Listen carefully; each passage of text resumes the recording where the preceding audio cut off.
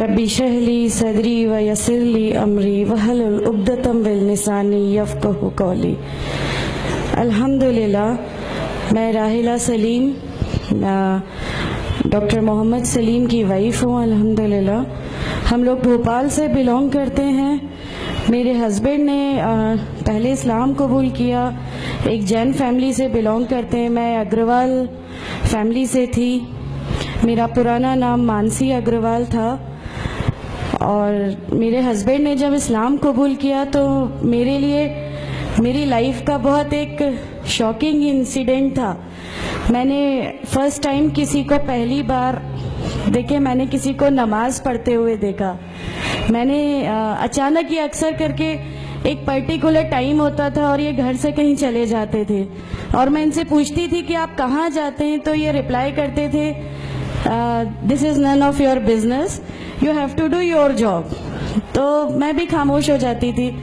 باقی میرے father in لا سے اکثر ان کی ڈیبیٹ اور سب کچھ ہوا کرتا تھا، بٹ مجھے نہیں سمجھ میں آتا تھا کہ یہ ڈیبیٹ کیا ہے، یہ لوگ کس بات پہ اتنا زیادہ، مطلب ان کا ڈیبیٹ اتنا ایگریسو موومنٹس پہ کیسے آ جاتا ہے۔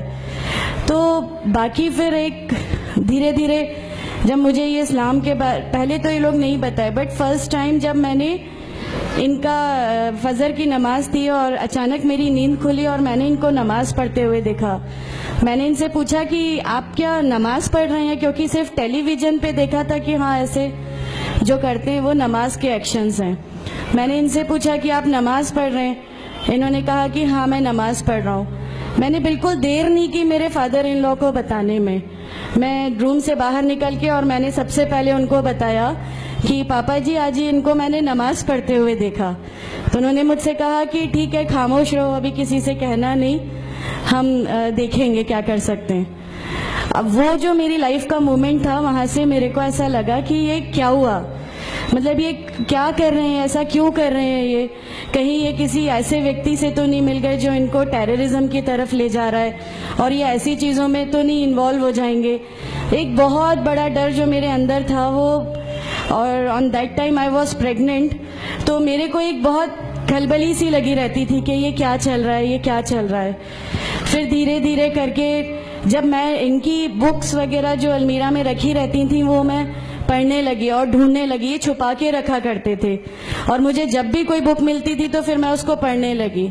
تو مجھے اس میں ایسا کچھ لگتا ضرور تھا کہ پتہ نہیں کچھ ہے، کوئی ڈیفرنٹ چیز ہے، کیونکہ میں نے دیکھا کہ ان کے اخلاق، ان کی سب چیزیں بالکل چینج ہو گئیں، جو یہ پہلے تھے اس سے یہ بالکل الگ ہو گئے۔ تو مجھے ایسا پرسنلی لگتا تھا کہ اس پلیٹ فارم نے ان کو ایسا کیا دیا جو میرے ہسبینڈ کو بالکل چینج کر کے رکھ دیا۔ مطلب الحمدللہ یہ اس سمے کوشش کرتے تھے کہ جو نبی کی سنتیں ہیں، جو ہمارے نبی صلی اللہ علیہ وسلم نے کیا، اپنی وائف کی مدد کرنا، اپنی وائف کے ساتھ کس طرح اس کے حقوق کی ادائیگی کرنا، یہ سب کچھ وہاں الحمدللہ کرنے لگے۔ اور مجھے جو ان کا یہ ڈراسٹیکل چینج تھا، جو ان کو اس پلیٹ فارم پہ آئے ہوئے 6 months یا 1 year ہوا ہوگا، وہ دیکھ کے میرے لیے ایک بہت بڑا ایک سرپرائز تھا کہ یہ کیا ہوا۔ پھر اس کے بعد مجھے لگا کہ نہیں، میں بھی اب اس کو جانتی ہوں، میں بھی اب پڑھوں گی، اور پھر میں اپنے فادر ان لا اور ان کی ڈیبیٹ سننے لگی۔ تو جینزم میں گاڈ کانسیپٹ ہے ہی نہیں۔ ہر وہ ویکتی جو بہت زیادہ علم حاصل کر لیتا ہے، بہت زیادہ نالج حاصل کر لیتا ہے، تو وہ ایک لمٹ پر آ کر نعوذ باللہ گاڈ کا وہ مقام حاصل کر لیتا ہے، اور لوگ اسی کی پھر پوجا کرنے لگتے ہیں، اسی کی ورشپ کرنے لگتے ہیں۔ تو میرے دماغ میں اگروال فیملی سے تھی، تو میرے دماغ میں تھا کہ نہیں، ہمارے جو بھگوان ہیں وہ 3-4 ہاتھ والے ہیں، ان کا کیا ایک ہی گاڈ ہے جس کو جا کے آپ کو پوجنا ہے، تو نہیں، میں ان سے تو کچھ نہیں مانگوں گی، 3-4 ہاتھ والے بھگوان ہی ہوتے ہیں، یہ نہیں کچھ وہ ایسا رکھتے۔ تو وہاں سے ایک تھوڑا سا ڈسٹریکشن میرے کو گاڈ کانسیپٹ کا آیا، اور ایشور ہے جو اس دنیا کو چلا رہا ہے، یہ ہمیشہ میرے ذہن میں رہتا تھا۔ تو مجھے میرے فادر ان لا کہیں نہ کہیں اس پلیٹ فارم پہ آ کے غلط لگنے لگے کہ نہیں، یہ جو کہہ رہے ہیں وہ صحیح ہے، اور ان کی جو ڈیبیٹ ہے اس کا اینڈ جو ہے وہ یہ صحیح ہے۔ پھر دھیرے دھیرے کر کے مجھے ان کی چیزوں پہ یقین آنے لگا الحمدللہ۔ پھر ہمارے ایک فیملی فرینڈ ہیں، ان کے یہاں یہ مجھے لے گئے۔ وہاں پر کسی نے مجھ سے کہا کہ میں بہت بزرگ ہو چکا ہوں، کلیم صدیقی صاحب ہیں، مجھے ان کا نام دھیان نہیں ہے اچھے سے، بٹ انہوں نے مجھ سے کہا بیٹا میں بہت بزرگ ہو چکا ہوں, میں چاہتا ہوں تم کلمہ پڑھ لو, میری زندگی رہے نہ رہے, میں آپ سے ملوں نہ ملوں, تو آپ کلمہ پڑھ لو. تو الحمدللہ میں نے کلمہ پڑھ لیا. کلمہ پڑھنے کے بعد بھی جب ہم گھر لوٹ رہے تھے تو میں نے ان سے کہا کہ میں نے صرف ابھی کلمہ پڑھا, ابھی آپ یہ مت سمجھیے گا کہ میرے کو سب سمجھ میں آ گیا اور میں اس چیز کو مان لوں گی. انہوں نے کہا نہیں, تمہاری مرضی, کسی میں کوئی فورس نہیں ہے. تو الحمدللہ اللہ تعالیٰ کا احسان ہے, اس کلمے کی طاقت تھی. اور یہ ہمیشہ کہتے تھے تمہیں کوئی دعا مانگنی ہے تو تہجد میں مانگا کرو. تہجد کا جو ٹائم ہوتا ہے وہ بہت قیمتی ہوتا ہے اور اس میں اللہ تعالیٰ سب کی دعائیں قبول کرتا ہے. انہوں نے مجھے ایک دعا سکھائی تھی کہ تم ایک دعا مانگو کہ یا میرے رب اگر میرا ہسبینڈ غلط راستے پر ہے تو اس کو صحیح راستے پہ لے آ, اور اگر میں غلط راستے پہ ہوں تو مجھے صحیح راستہ دکھا دے.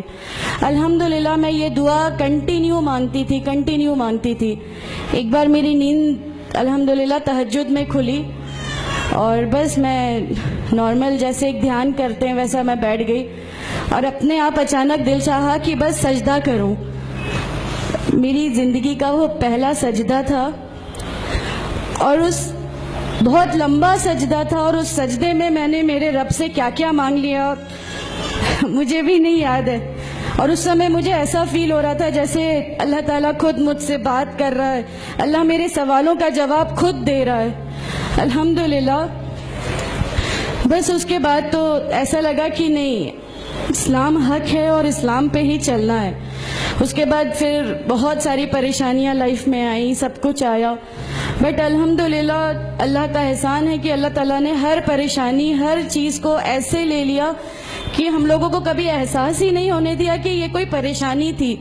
ایسا لگا کہ اللہ کی پوری راہ میں ہم لوگوں کو ریوارڈ ہی ملنا ہے اس چیز کا, اور اللہ ہمیں اس کا ریوارڈ ہی دیتا چلا جائے گا.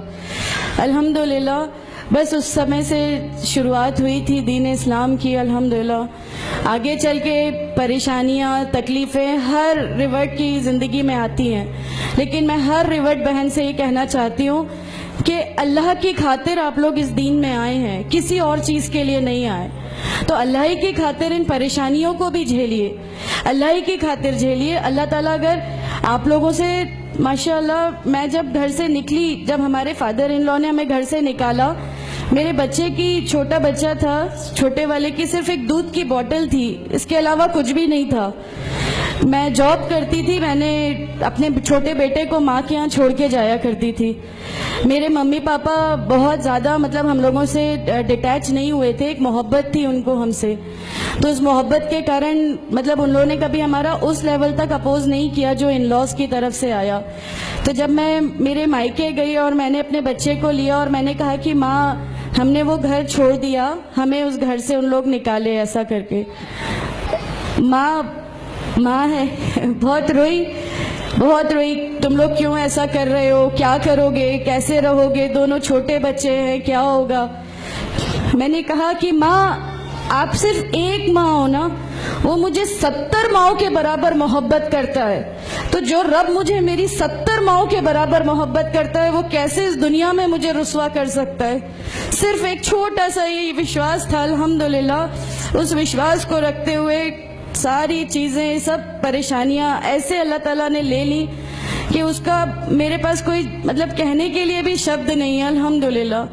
اور میں آپ لوگوں سے سب سے گزارش کرتی ہوں, اور اگر اللہ نے مجھے آپ لوگوں کی ایک ایسی بہن بنا دیا جو آپ کی پریشانیاں, آپ کی ہر اس میں, ہمارا گھر, ہماری سب کچھ الحمدللہ آپ کے لیے ہے, کیونکہ ہم لوگ ٹھان کے بیٹھے ہیں ہمارا جینا مرنا, ہماری نمازیں, ہمارا سب کچھ صرف اللہ کے لیے ہے, اور یہی لے کے ہم کو جانا ہے. کوئی جواب ہمیں نہیں ملے گی. السلام علیکم ورحمۃ اللہ وبرکاتہ.